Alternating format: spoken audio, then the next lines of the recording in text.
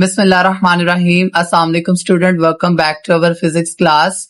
आज हम इस वीडियो के अंदर जो है वो यूनिट नंबर 13 साउंड के तमाम न्यूमेरिकल रिस्पांस क्वेश्चंस करेंगे और इसका सोल्यूशन जो है वो मैं आपसे शेयर करूंगा, एक एक स्टेप आपको समझाऊंगा। तो चैनल पे नए हैं तो चैनल को सब्सक्राइब कर लें, लाइक कर लें और बेल आइकन पे क्लिक कर लें ताकि आने वाली तमाम न्यू एजुकेशनल वीडियोस का नोटिफिकेशन आपको मिल सके। ये बुक जो है ये नेशनल फाउंडेशन की बुक है, फेडरल बोर्ड की। तो इसका पहला न्यूमेरिकल देखते हैं। पहला न्यूमेरिकल के अंदर कह रहा है a tourist clap his hand near a cliff. एक टूरिस्ट है, टूरिस्ट कहते हैं बेटा वो पर्सन जो कि सैर सपाटों के लिए निकला होता है, ठीक है, घूमने फिरने जाने के लिए कहीं गया होता है। तो वो कहता है कि एक क्लिफ के पास ना वो क्या करता है, ताली बजाता है। क्लिफ से मुराद यहाँ पर ये कि पहाड़ हो गया, जैसे पहाड़, ठीक है, सख्त चट्टान होती है ना, उस वो चीज उसके बारे में कह रहा है। तो कह रहा है कि एक पहाड़ के पास जो है वो एक टूरिस्ट क्या करता है कि वहां पर ताली बजाता है and hear the echo after 5 second, और वो फिर अपनी ही आवाज दोबारा सुनता है। रिफ्लेक्शन, इको से मुराद है रिफ्लेक्शन ऑफ साउंड है, अपनी ही आवाज जो उसकी है वो दोबारा सुनता है 5 सेकेंड के बाद। फिर कहता है what is the distance of the cliff from the student. Distance क्या होगा, ठीक है, स्टूडेंट का क्लिफ से स्टूडेंट का डिस्टेंस हमने मालूम करना है। If the speed of sound is taken as 344 metre per second, अगर हम ये कहें कि हमारे पास जो साउंड की स्पीड है वो 344 मीटर पर सेकेंड हो, तो बच्चे आपने तीन चीजें याद रखनी है कि जब भी आप न्यूमेरिकल सॉल्व करेंगे तो आपने तीन चीजें मस्ट लिखनी होती हैं। पहला होता है गिवन डाटा, दूसरा होता है टू फाइंड और तीसरा होता है कैलकुलेशन। ठीक है, तो गिवन डाटा के अंदर वो चीजें आती हैं, मतलब जो वैल्यूज आपको क्वेश्चन के अंदर गिवन होती है ना, आपने वो जो है वो गिवन डाटा के अंदर लिखनी होती हैं। सबसे पहले अगर देखें तो आपके पास क्या दिया हुआ था, इको साउंड दिया हुआ है, ठीक है, टाइम दिया हुआ है इको का। तो टाइम 5 सेकेंड था, तो मैंने यहां लिख लिया time of echo T is equal to 5 second. ठीक हो गया। और उसके अलावा अगर हम देखें तो आगे हमें और क्या वैल्यू दी हुई है, स्पीड दी हुई थी। तो स्पीड कितनी है, 344 मीटर पर सेकेंड। तो मैंने लिख लिया स्पीड ऑफ साउंड दिया हुआ था जिसको हम वी से लिखते हैं, और क्या है 344 मीटर पर सेकेंड। ठीक हो गया। फाइंड हमने क्या करना था, डिस्टेंस मालूम करना था, ठीक है, स्टूडेंट का क्लिफ से। तो distance of the Cliff D, तो डी क्वेश्चन मार्क। ठीक हो गया। तो अब इसका अगर हम जो है कैलकुलेशन देखें तो कैलकुलेशन में देखें आपके हमारे पास क्या हो रहा है। देखिए यहाँ पर ये जो इंग्लिश में लिखा है ना वो इसलिए लिखा हुआ है, मैं आपको बता दूं, आपको लिखने की जरूरत नहीं है, आपके लिए लिखा है कि आपको समझ आ जाए। देखिए जब क्लिप उसने ताली बजाई ना, तो ताली बजाई तो साउंड वेव को जाने में भी मतलब डिस्टेंस कवर किया, और उसके बाद जब वो क्लिप से टकराई, ठीक है, और क्लिफ से टकराने के बाद जब वापस आए तो उसको क्या करना पड़ा कि वापसी का भी उसने क्या किया है, फासला तय किया। मतलब ये अभी ये अगर उसने क्लैपिंग किया तो ये गई है वेव, तो फिर वापस टकरा कर क्लिप से वापस टकरा के क्या करेगी, वापस आ जाएगी। तो मतलब ये जाने और आने में दो डिस्टेंस कवर हो रहे हैं, ठीक है, जाने का डिस्टेंस और आने का डिस्टेंस। तो इसलिए हमारे पास टोटल डिस्टेंस क्या हो गया, 2d हो गया। तो हम यहाँ पे टोटल डिस्टेंस लिखेंगे कि 2d है। तो हमारे पास फॉर्मूला होता है speed is equal to distance per time. ठीक हो गया। तो स्पीड को हम v से लिखते हैं, डिस्टेंस हमारे पास 2d है तो वो हमने लिख लिया, और साथ टाइम को हम t से लिखते हैं। ठीक है, हमने डिस्टेंस मालूम करना है तो t यहाँ डिवाइड हो रहा है, दूसरी तरफ जाकर मल्टीप्लाई हो जाएगा। ठीक हो गया। और यहाँ पर 2 जो है वो मल्टीप्लाई हो रहा है तो नीचे आकर डिवाइड हो जाएगा। इस तरह हम d को सेपरेट कर लेंगे। उसके बाद हम क्या करेंगे जी, वैल्यूज पुट करेंगे। Putting the values d is equal to, आपने क्या करना है, v कितना दिया हुआ था हमारे पास, v अगर देखें तो 344 मीटर पर सेकेंड है, तो आपने क्या किया है 344 लिख लिया, मल्टीप्लाई बाय टाइम कितना दिया हुआ था 5 सेकेंड, तो आप 5 सेकेंड पुट कर लेंगे यहाँ पर। आपने 5 सेकेंड पुट कर लिया, साथ नीचे 2 था तो 2 लिख दिया। फिर उसके बाद इन दोनों को मल्टीप्लाई करेंगे तो 1720 आ जाएगा, और फिर 2 से डिवाइड कर देंगे। जब हम इसको 2 से डिवाइड करेंगे तो 860 मीटर आ जाएगा। तो जो 860 मीटर आया, तो ये क्या है, the distance of the cliff from the student is 860 metre.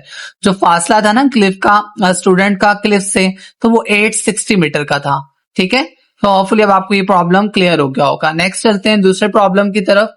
तो अगर दूसरे प्रॉब्लम को हम देखें तो वो हमारे पास क्या है, देखते हैं उसको। तो स्टूडेंट्स हमारे पास देखें सेकेंड प्रॉब्लम जो है वो है कि स्पीड ऑफ साउंड, दरअसल मुड़ जाता है, ये उसकी वजह से हिल रहा है। अच्छा, speed of sound in sea water is 15 metre per second. तो आपके पास जो है ना वो सी वाटर समंदर के पानी के अंदर ना स्पीड ऑफ साउंड जो है वो कितनी है 15 मीटर पर सेकेंड है। ठीक है, तो if it wavelength is 45 centimetre और जो वेवलेंथ है ना उस वेव की, जो वेव पानी के अंदर से ट्रेवल कर रही है उसकी जो वेवलेंथ है ना, वेवलेंथ ये होती है ना उसकी वेवलेंथ, तो वेवलेंथ कितनी है 45 सेंटीमीटर है। कहता है find the frequency of the sound wave. आपने उस वेव की ना फ्रीक्वेंसी मालूम करनी है। तो जस्ट आप गिवन डाटा लिखें। गिवन डाटा हमारे पास क्या है, speed of sound in sea water V, तो हमें कितनी दी हुई थी 1500 पर मीटर सेकेंड, तो हमने लिख लिया 1500 मीटर पर सेकेंड। उसके अलावा हमें जो वैल्यू गिवन थी देखें, वो हमें वेवलेंथ की गिवन थी 45 सेंटीमीटर, तो मैंने लिख लिया वेवलेंथ को हम लेमडा से लिखते हैं और 45 सेंटीमीटर। और यहाँ पर आपने देखना है कि 45 सेंटीमीटर है तो आपने सेंटीमीटर से मीटर में जाना है तो 100 से डिवाइड कर लेना है, तो ये मीटर में आ जाएगा। जब 45 को 100 से डिवाइड करोगे तो 0.545 मीटर आ जाएगा। फाइंड हमने मालूम क्या करना था, फ्रीक्वेंसी निकाल लेते, तो फ्रीक्वेंसी हमने मालूम करनी, क्वेश्चन मार्क लगा। नेक्स्ट अगर आप कैलकुलेशन को देखें तो वी नो दैट, हम जानते हैं ना कि v is equal to F lambda, ये रिलेशन हमने पढ़ा हुआ है। तो f इज इक्वल टू, यहां से हमने फ्रीक्वेंसी मालूम करनी है, लेमडा मल्टीप्लाई हो रहा है तो नीचे आकर डिवाइड हो जाएगा, तो f अकेला हो गया और लेमडा नीचे जाके डिवाइड हो गया, तो v ओवर लेमडा बन गया। और हमारे पास अगर हम देखें तो हमारे पास v की वैल्यू कितनी है, v की वैल्यू 1500 है, वो लिख ली। उसके अलावा लेमडा की अगर वैल्यू देखें तो 0.45 है, वो लिख ली। इन दोनों को जब डिवाइड करेंगे तो f इज इक्वल टू 333.333 आ रहा था, तो ये आपकी हर्ट्ज में फ्रीक्वेंसी आ गई। ये एच जेड क्या है, ये हर्ट्ज है। हर्ट्ज जो है वो फ्रीक्वेंसी का यूनिट है।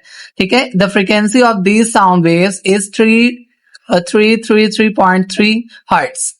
होपफुली अब आपको ये क्लियर हो गया। नेक्स्ट हमारे पास जो क्वेश्चन है वो देखें 3 जो है, उसमें कह रहे हैं कि हमारे पास A sound wave in sea water travels at speed 1500 metre per second. तो जो साउंड वेव है ना वो सी वाटर के अंदर, समंदर के अंदर वो ट्रेवल करती है कितनी स्पीड से 1500 मीटर पर सेकेंड पर। ठीक है, and it send and detected back after reflection from the sea bed in 8.5 second. Sea bed से मुराद ये है कि जो हमारे पास समंदर का सबसे निचला हिस्सा है ना जमीन, वहां पर उसको हम सी बेड कहते हैं। तो वहां से टकरा कर क्या करती है, वापस आ जाती है। ठीक है, रिफ्लेक्ट बैक हो जाती है। तो कितने सेकंड बाद, 8.5 सेकंड बाद।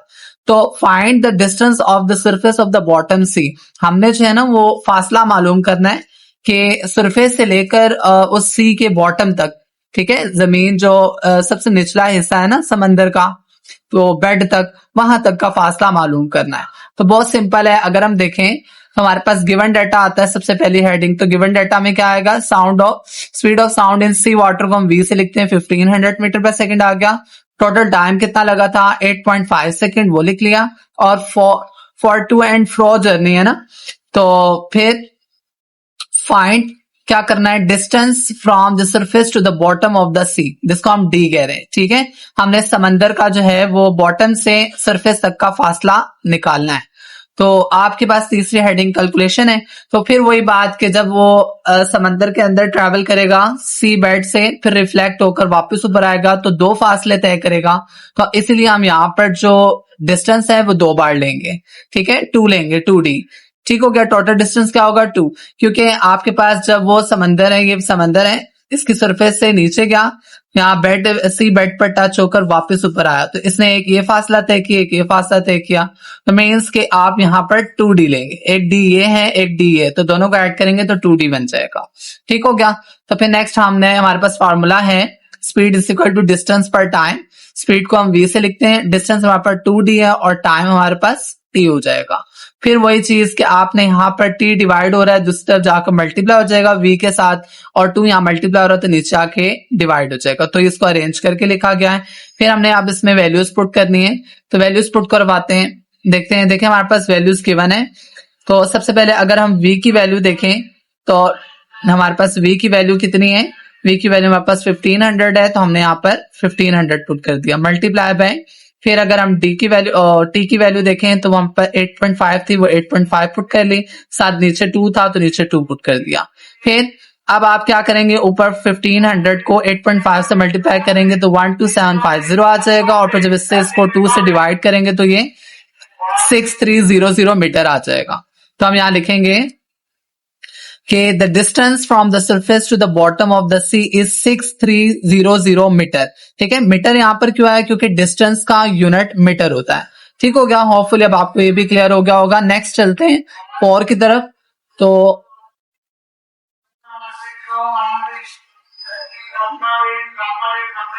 अच्छा, 4 क्वेश्चन अगर हम देखें तो उसमें हमारे पास वो क्या कह रहे हैं कि a physician count 69 heart beats in 1 second. एक फिजिशियन है, फिजिशियन से बड़ा डॉक्टर है, वो क्या करता है, एक मरीज की ना हार्ट बीट चेक करता है। 1 मिनट में उसकी जो हार्ट बीट है वो 69 बार जो है वो धड़कती है। तो calculate the frequency and the period of the heart beat. हमने जो है वो फ्रीक्वेंसी मालूम करनी है और उसका हार्ट बीट बतानी है कि उसका टाइम पीरियड, उसकी जो 69 जो दफा वो धड़का है तो उसका टाइम पीरियड क्या था।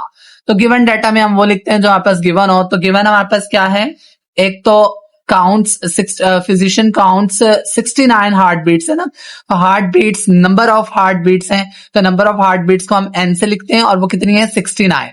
और फिर अगर हम टाइम को देखें तो वो 1 मिनट है, तो 1 मिनट के अंदर कितने होते हैं सेकेंड, 60 सेकेंड्स होते हैं। फिर हमने टू फाइंड लिखना है और हमने मालूम क्या करना है, फ्रीक्वेंसी मालूम करनी है। ठीक हो गया, तो फ्रीक्वेंसी मालूम करनी है, टाइम पीरियड को हम कैपिटल टी से लिखते हैं तो टी मालूम करना है। ठीक है, तो कैलकुलेशन में देखें, हमें पता है कि हमारे पास फ्रीक्वेंसी क्या होती है, फ्रीक्वेंसी का फॉर्मूला होता है F is equal to number of events divide by time. तो F is equal to number of event से मुराद वो कौन से किसकी बात कर रहा है, हार्ट बीट्स की बात कर रहा है। ठीक है, कितनी बार काउंट हुआ तो वो N है और नीचे आ गया T। तो अब हम वैल्यूज पुट करेंगे तो N कितना है 69 आ जाएगा, T कितना है वो 60 है, वो लिख लिया। इन दोनों को डिवाइड करेंगे तो 1.15 हर्ट्ज आ जाएगा। फिर हमने टाइम पीरियड निकालना है, तो सिंपल टाइम पीरियड निकालने के लिए आप क्या करोगे कि आपके पास फार्मूला होता है T is equal to 1 over F। Time period जो होता है ना फ्रीक्वेंसी का रेसिप्रोकल होता है। तो हम क्या करेंगे, T ऐसी आ गया, 1 भी ऐसी आ गया, और F कितना 1.15 हर्ट्ज था तो मैंने 1.15 लिखा, इन दोनों को डिवाइड किया तो मेरे पास क्या आ गया 0.8696 सेकेंड। तो हमारे पास फ्रीक्वेंसी ऑफ हार्ट बीट्स भी आ गई और पीरियड ऑफ हार्ट बीट्स भी आ गया। नेक्स्ट क्वेश्चन नंबर 5 की तरफ चलते हैं। तो क्वेश्चन नंबर 5 देखें, कह रहा find the range of wavelength at speed 343 metre per second for audible frequency range. कह रहे आपने रेंज निकालनी है, वेवलेंथ्स। ठीक है, रेंज ऑफ वेवलेंथ्स निकालनी है, मतलब लैम्डा 1 भी निकालना है, लैम्डा 2 भी निकालना है। किसकी रेंज और स्पीड क्या है जी, साउंड की 343 मीटर पर सेकेंड है। ऑडिएबल फ्रीक्वेंसी रेंज पर आपने वेवलेंथ निकालनी है। तो ऑडिएबल फ्रीक्वेंसी रेंज तो वो होती है ना जो एक ह्यूमन सुन सकता है, जो कि हम सुन सकते हैं, वो हमारी लो में कितनी है 20 हर्ट्ज है और हाई में कितनी है 20 किलो हर्ट्ज है, इतनी हम सुन सकते हैं। इसकी रेंज से ज्यादा और कम हम नहीं सुन सकते। तो गिवन डाटा के अंदर मैंने लिख लिया स्पीड ऑफ साउंड कितना दिया हुआ था 343 metre per second. Lower frequency की बात करें तो F1 है, वो कितनी है 20 हर्ट्ज, जो हम कम से कम सुन सकते हैं ना वो 20 हर्ट्ज है। अपर फ्रीक्वेंसी से मुराद वो जो कि हम ज्यादा से ज्यादा सुन सकते हैं 20 किलो हर्ट्ज। अब किलो है, किलो की जगह 1000 आ जाएगा, तो 20 को 1000 से मल्टीप्लाई करेंगे तो ये 20,000 हर्ट्ज हो जाएगा। क्लियर होगी बात। और फाइंड हमने क्या करना है, वेवलेंथ्स मालूम करनी है। ठीक हो गया, लोअर फ्रीक्वेंसी पर भी और अपर फ्रीक्वेंसी पर भी। हम लिखेंगे यहाँ पर ranges of wavelength lambda two lambda 1। आपने लैम्डा 1 भी निकालना है और लैम्डा 2 भी फाइंड करना है। तो अगर हम इसकी कैलकुलेशन देखें, वेरी सिंपल कैलकुलेशन है कि V is equal to F lambda होता है, तो लैम्डा निकालना है, एफ यहाँ मल्टीप्लाई हो रहा है तो नीचे जाकर डिवाइड हो जाएगा। ठीक है, तो फॉर लोअर फ्रीक्वेंसी के लिए F1 कितना है 20 हर्ट्ज। वैल्यूज पुट करेंगे, लैम्डा 1 कर लेंगे, ठीक है, तो और F1 कर देंगे। यहाँ पर V के साथ 1 क्यों नहीं आया, क्योंकि जो हमारे पास स्पीड ऑफ साउंड है ना वो सबके लिए सेम है, लोअर के लिए भी सेम है और अपर के लिए भी सेम है, इसलिए हमने यहाँ 1 नहीं लगाया। तो लैम्डा 1 और F1, V की जगह 343 आ गया, F1 कितना था 20 हर्ट्ज था, इन दोनों को डिवाइड किया तो 17.15 आ गया। क्लियर होगी बात। अब नेक्स्ट अगर हम देखें तो फॉर अपर फ्रीक्वेंसी तो वो हमारे पास 20,000 हर्ट्ज है, तो आप क्या करेंगे, लैम्डा 2 हो गया और F2 हो गया। यहाँ पर V फिर 2 नहीं हुआ, क्यों, क्योंकि हमारे पास स्पीड ऑफ साउंड सेम है। तो यहाँ पर v की जगह 343 आ गया, f2 कितना है 20,000 है, तो इन दोनों को डिवाइड किया तो 0.01715 मीटर आ गया। तो range of frequency, range of wavelength मिल गई 17.15 मीटर टू 0.01715 मीटर, ये रेंज है। ठीक हो गया, होपफुली अब आपको ये भी क्लियर हो गया होगा। नेक्स्ट हम चलते हैं 6 की तरफ।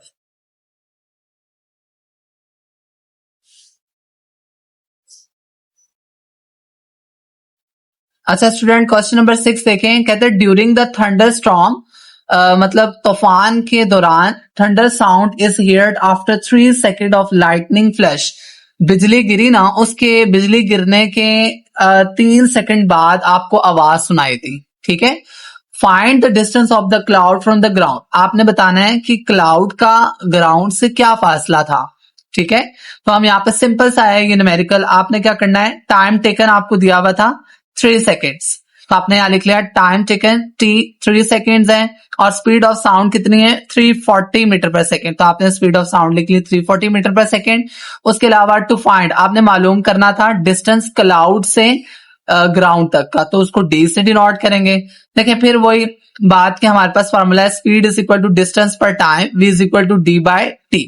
तो यहाँ पर हमारे पास d is equal to vt है, t यहाँ पे डिवाइड हो रहा है, दूसरी तरफ जाकर मल्टीप्लाई हो जाएगा, तो d, और यहाँ पर v की जगह आ गया 340 मल्टीप्लाई बाय t की जगह आ गया 3। अब इन दोनों को मल्टीप्लाई किया तो हमारे पास क्या आ गया 1020 मीटर। तो distance of cloud from the ground, cloud से जो ग्राउंड तक का डिस्टेंस है ना वो 1020 मीटर हो जाएगा। ठीक है, होपफुली अब आपको ये भी समझ आ गया होगा। सातवां अगर प्रॉब्लम देखें तो उसमें कह रहा है कि sonar sound navigation and ringing system send ultrasound signal toward the sea bed.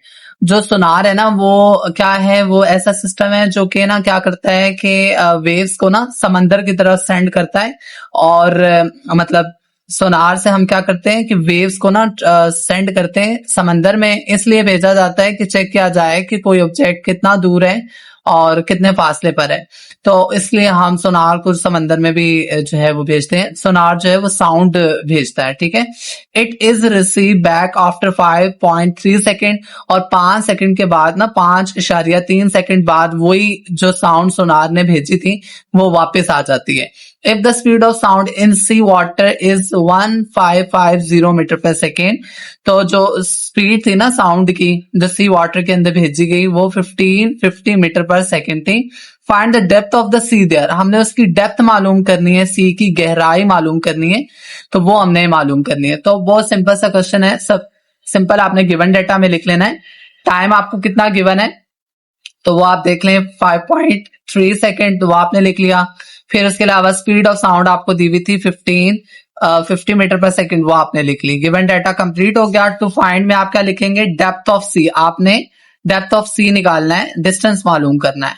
ठीक हो गया, तो यहां से अगर हम कैलकुलेशन को देखें जरा, तो कैलकुलेशन में हमने यहाँ पर फिर लिखा हुआ है 2D कब हम, अच्छा मैं आपको एक ट्रिक भी बता देता हूँ। आपने याद रखना है जब आपके पास कोई भी इको साउंड होगा ना या रिफ्लेक्ट होकर बैक आ रहा होगा, तो उसमें आप ये याद रख लें कि वहां पर आपने 2D ही लेना है डिस्टेंस, क्योंकि जब भी रिफ्लेक्शन या इको होगा तो बॉडी जाएगी, टकराएगी, फिर वापस भी आएगी। ठीक है, तो 2 फासले तय करेगी, तो हमेशा हम टोटल डिस्टेंस 2D लेंगे, बस सिंपल ये याद कर लें। और speed is equal to distance over time था, तो v इज इक्वल टू, हमने क्या किया, डिस्टेंस की जगह 2D डाल दिया और t की जगह t आ गया, मतलब टाइम की जगह t आ गया, स्पीड की जगह v आ गया। फिर d इज इक्वल टू, फिर t यहाँ पे डिवाइड हो रहा है, दूसरी तरफ जाकर मल्टीप्लाई हो जाएगा, और 2 मल्टीप्लाई हो रहा है तो नीचे आके डिवाइड हो जाएगा। इसको अरेंज करके लिखेंगे, वैल्यूज पुट करेंगे, सिंपल। हमारे पास देखें v की वैल्यू कितनी थी, v की वैल्यू हमारे पास 1500 है, और उसके अलावा टाइम की वैल्यू बताएं तो वो हमारे पास कितना था 5.3, तो वो हमने यहाँ पर पुट कर ली। ठीक हो गया, तो अब हम क्या करेंगे, ऊपर वाले से मल्टीप्लाई करेंगे, मल्टीप्लाई करने के बाद हमारे पास 8215 आ गया। 2 से जब हमने इसको डिवाइड किया तो हमारे पास 4107.5 मीटर आ गया। तो ये डेप्थ है सी की, ठीक है, ये गहराई थी फॉर 107.5 मीटर। तो यहाँ पर आपके पास जो है वो न्यूमेरिकल्स कंप्लीट हो जाते हैं इस चैप्टर के। तो अगर आपको कोई भी क्वेश्चन हो तो आप मुझसे कमेंट बॉक्स में पूछ लें। और thanks for watching my videos, please subscribe my channel. Thank you so much. Allah Hafiz.